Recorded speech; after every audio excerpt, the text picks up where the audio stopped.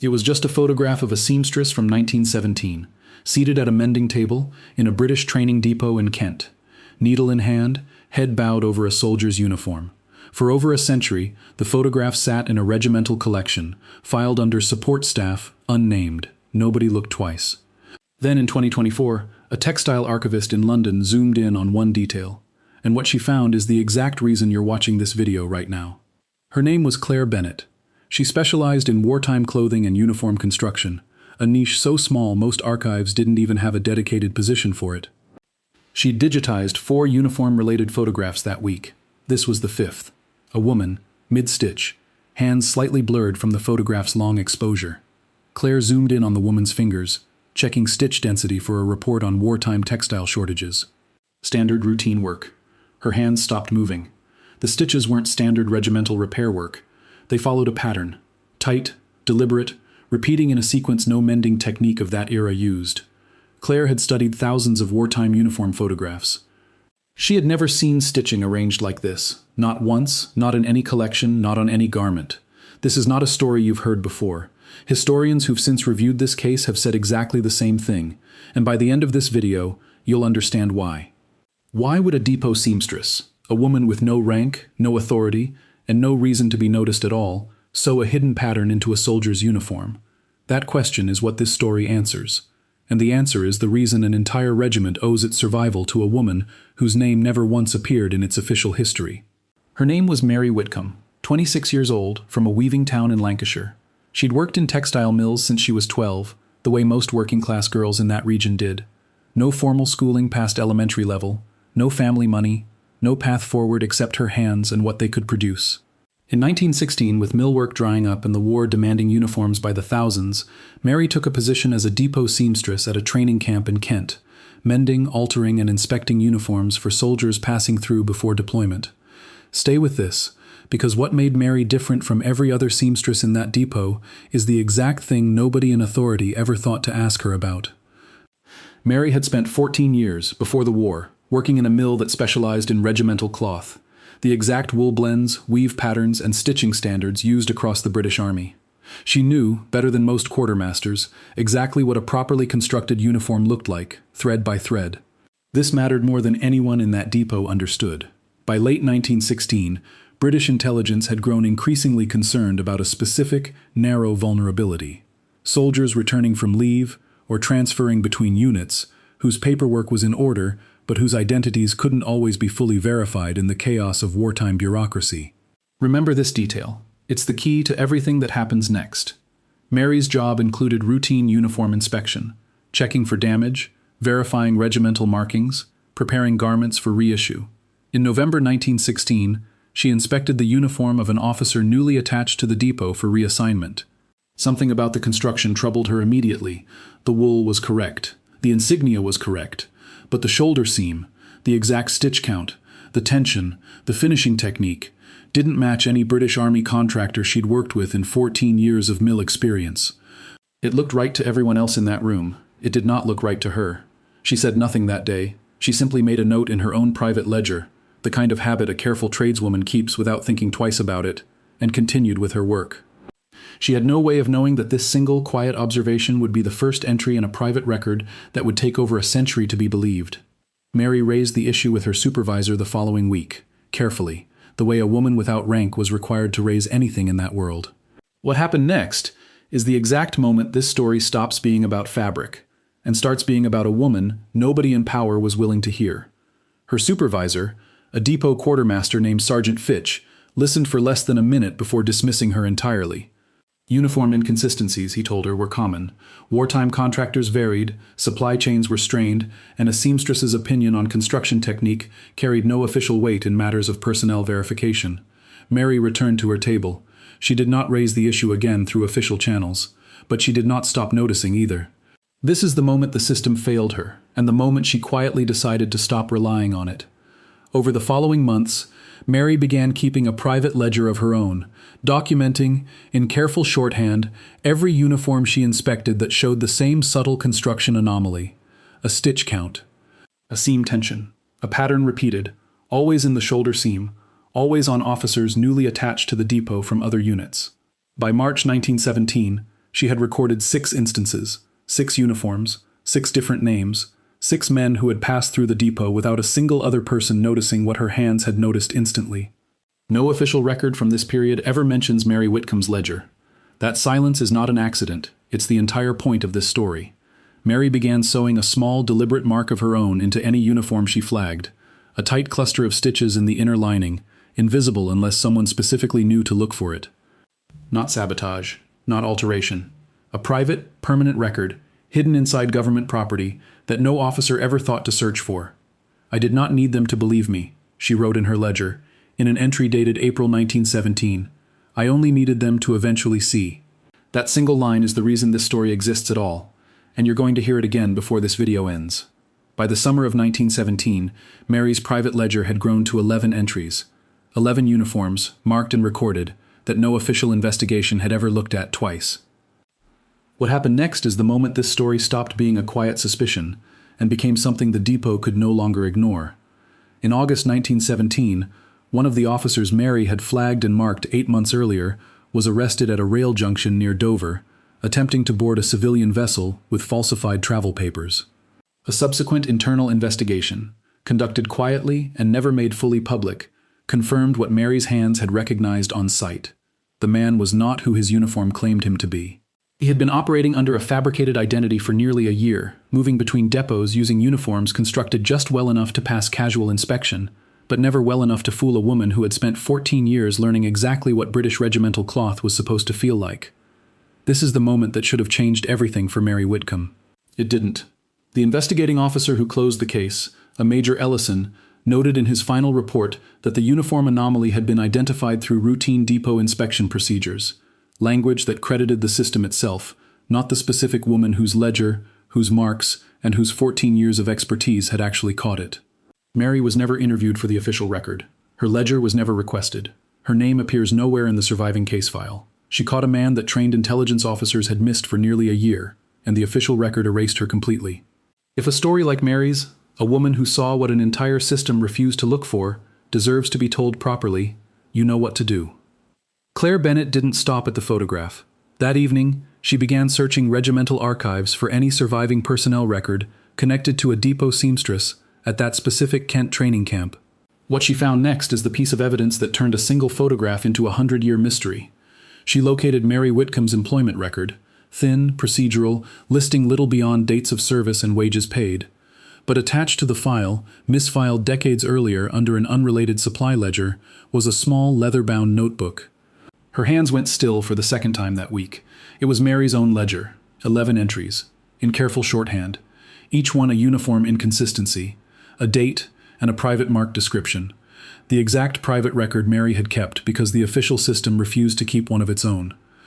Claire contacted a colleague specializing in WWI counterintelligence history, a historian named Dr. Owen Marsh, who reviewed the ledger within days. "This isn't a seamstress's diary," Dr. Marsh said, examining the entries. "This is a surveillance record." She built her own intelligence-gathering method, alone, with no training, no authority, and no one asking her to.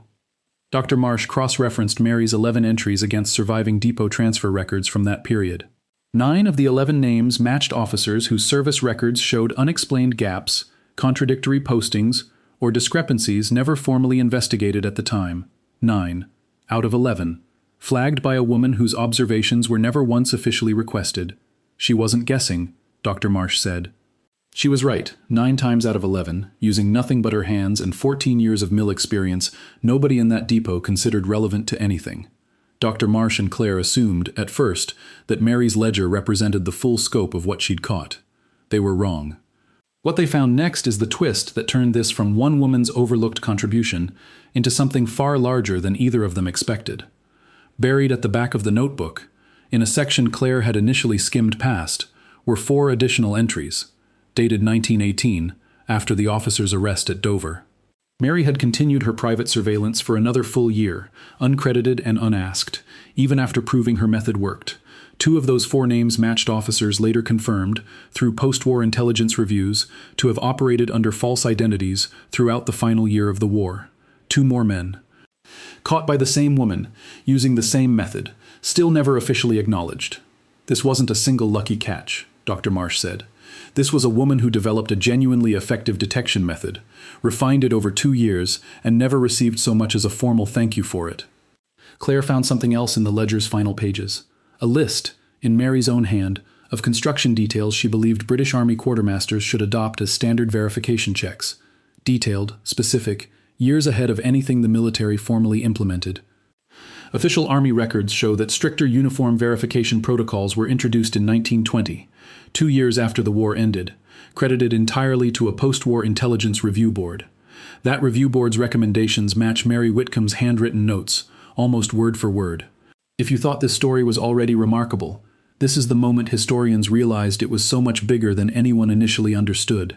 Claire and Dr. Marsh published their findings in early 2025 through a regional military history journal, presenting the ledger, the cross-referenced records, and the striking parallel to the 1920 protocol changes.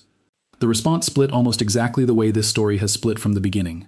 Some intelligence historians called it one of the clearest documented cases of an uncredited working-class contribution to British counterintelligence in the entire war. Others were more cautious, noting that direct evidence connecting Mary's notes to the 1920 Review Board's final recommendations couldn't be established with total certainty. But even the most cautious voices agreed on one point. 9 confirmed matches out of 11 flagged names is not something any historian could dismiss as coincidence. The story reached a woman named Diane Whitcomb, living in Preston, Mary's great-granddaughter, 3 weeks after publication. "My grandmother used to say her mother had a gift with cloth," Diane wrote in her first message to Claire. "We always thought she meant sewing. We had no idea what she actually meant." Diane brought forward a small tin box, inherited from her grandmother, containing something neither Claire nor Dr. Marsh expected to still exist. Inside was a second notebook, Mary's personal diary, kept separately from her surveillance ledger, spanning the years after the war ended. One entry, dated 1922, read simply, "I have made certain the truth does not disappear completely. Whether anyone reads it or not, it is written down, and written things do not vanish the way spoken ones do." That line is about to matter more than you think, because you're going to hear it again before this story ends. Dr. Marsh, reading further into Mary's personal diary, found an entry that reframed everything about how she'd spent the rest of her life. What he found next is the detail that turned this from a story of quiet defiance into something genuinely heartbreaking. Mary left depot service in 1919 and returned to mill work in Lancashire, where she remained for the rest of her career. She never married. Her diary describes, briefly and without self-pity, a life spent noticing details other people dismissed. Flaws in cloth, inconsistencies in patterns, small discrepancies that mattered enormously to her and to almost no one else. "I have made certain the truth does not disappear completely," she wrote again, in a second entry dated 1934, word for word the same sentence, 15 years after the first time she'd written it. She repeated that exact phrase a third time, in 1951, in what would become one of her final diary entries before her death in 1954. 3 times, across 32 years, the same sentence, not written by accident, written because she needed to believe it was still true. Dr. Marsh has said this repetition is the detail that convinces him Mary understood, with total clarity, exactly what had happened to her, that her work had mattered, had likely saved lives, and had been erased so completely that only her own private words could keep the truth alive. She wasn't hoping to be famous, Dr. Marsh said. She was making sure that if the truth ever needed a witness, it would have one, even if that witness was only a notebook in a tin box. Mary's death certificate lists her occupation, plainly, as seamstress, retired. No mention of the officer arrested at Dover. No mention of the 2 additional men caught in 1918. No mention of the protocol. Changes her handwritten notes appear to have quietly shaped from a distance. Diane Whitcomb attended a small exhibition Claire and Dr. Marsh helped arrange in 2025, displaying Mary's original ledger, her personal diary, and the photograph that started everything, side by side for the first time in over a century. What happened at that exhibition is the moment this story stopped being only about the past. Diane stood in front of the display for a long time before speaking to the small crowd gathered that afternoon. "My great-grandmother spent 32 years writing the same sentence into her diary," she said. "I have made certain the truth does not disappear completely." She wasn't asking anyone to believe her while she was alive. She was just making sure someone eventually would. The regimental museum that now holds Mary's ledger has added a small, careful note beneath the display. Not a claim of absolute certainty, but an honest account of what the evidence shows. It reads, in part, 9 of 11 flagged identities in this ledger are independently confirmed as fraudulent by surviving intelligence records. The full extent of Mary Whitcomb's contribution to wartime counterintelligence practice remains, by its nature, impossible to fully calculate. Claire has said in interviews since that this case changed how she approaches every uncredited domestic worker's record she encounters now. We used to assume the official record was simply incomplete, she said. Now I think, sometimes, incompleteness is the result. Someone decided a woman's name didn't need to be in the file, and for 100 years, we all just accepted that as accurate history. Look at the photograph one final time. A seamstress, mid-stitch, head bowed over a soldier's uniform. It looks almost exactly the way it did before this story began. But you will never see it the same way again. Claire, examining the photograph one last time at full resolution, noticed something she'd missed on every previous pass. Mary's fingers weren't simply mending fabric in that frame.